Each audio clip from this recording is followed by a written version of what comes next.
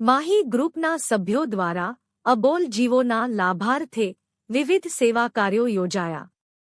માહી ગ્રુપના સેવાભાવી સભ્યો દ્વારા અવારનવાર અબોલ જીવોના લાભાર્થે વિવિધ સેવા કાર્યોના આયોજનો થતા હોય છે, ત્યારે માહી ગ્રુપના સક્રિય સેવાભાવી સભ્ય ડોક્ટર સુરેખાબેન શાહ અને માહી ગ્રુપના સેવાભાવી ટ્રસ્ટી ઘનશ્યામભાઈ મહેતા પરિવારના સહયોગથી રોહિતસિંહ બાપુની આનંદ ગૌશાળાએ ગાય માતાને 102 મણ ઘાસચારાનું વિતરણ તેમજ શ્વાનને દૂધ અને બિસ્કિટનું વિતરણ કરવામાં આવેલ, તેમજ માહી ગ્રુપના સેવાભાવી સભ્ય પ્રતાપભાઈ ઓડેદરાના સહયોગથી ઇન્દ્રેશ્વર મહાદેવ મંદિર ગાય માતાને ઘાસચારાનું વિતરણ, કબૂતરોને ચણ, શ્વાનને